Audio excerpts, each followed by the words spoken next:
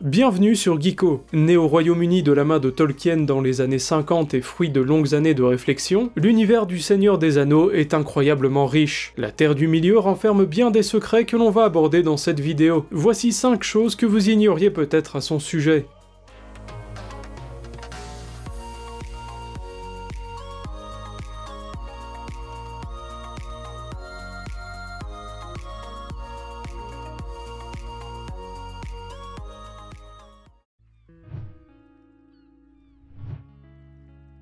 On emploie la plupart du temps l'appellation Terre du Milieu pour évoquer le monde dans lequel se déroulent les événements du Seigneur des Anneaux ainsi que ceux du Hobbit. Mais la Terre du Milieu désigne en réalité la partie nord-ouest d'une carte bien plus vaste. Cette expression désigne en réalité les terres d'Arda, placées entre les mers à l'est et à l'ouest ainsi qu'entre la glace au nord et le feu au sud. Tolkien dessinait à l'époque des cartes qui ressemblaient parfois à la géographie de la Terre, avec des régions s'inspirant de l'Afrique, de l'Inde et bien d'autres. L'appellation Terre du Milieu n'a en fait pas été inventée par Tolkien, puisqu'il a repris un terme en vieil anglais qui apparaît dans le poème Beowulf, un récit épique issu de la littérature anglo-saxonne.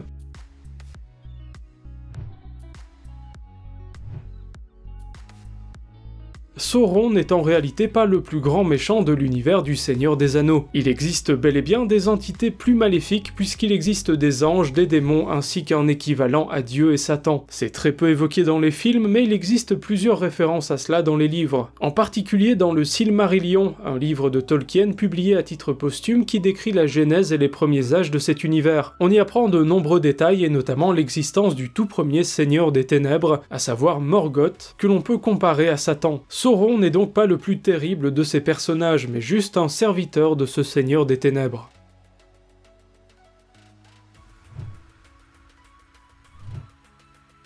Si l'on pense aujourd'hui le Seigneur des Anneaux comme une trilogie, que ce soit en version papier ou dans ses adaptations cinématographiques, cela ne devait en fait pas être le cas à la base. Le Seigneur des Anneaux aurait dû n'être qu'un seul livre et avait été pensé de la sorte par Tolkien. Cependant, les bouquins ont été édités après la Seconde Guerre mondiale, durant une période où le monde connaît d'importantes pénuries de papier. C'est alors l'éditeur qui a choisi de diviser l'ouvrage de Tolkien en plusieurs volets. Celle-ci devait à la base n'être qu'un seul roman de plusieurs milliers de pages.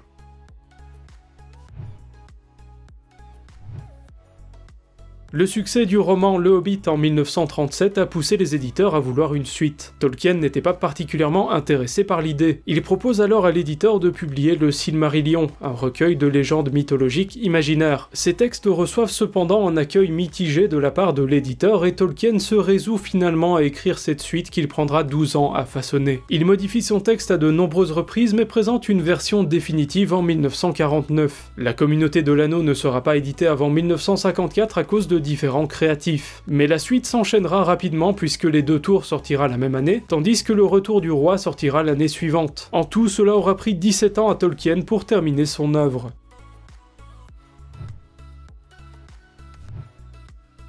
Malgré un 3e tome qui conclut l'intrigue, Tolkien avait l'intention d'écrire une suite au Seigneur des Anneaux. Une de ses lettres publiées par son fils montre qu'il avait déjà des idées en tête. Cette histoire, intitulée The New Shadow, se déroulait 100 ans après la chute du Mordor et se focalisait sur les hommes. Dans une autre lettre, il décrit cette histoire comme un thriller bien moins épique et plus confidentiel. Une histoire tournant autour de la découverte et de l'anéantissement d'un complot issu d'une religion satanique secrète. Tolkien en a écrit une dizaine de pages avant de juger que cette histoire ne valait pas la peine d'être racontée.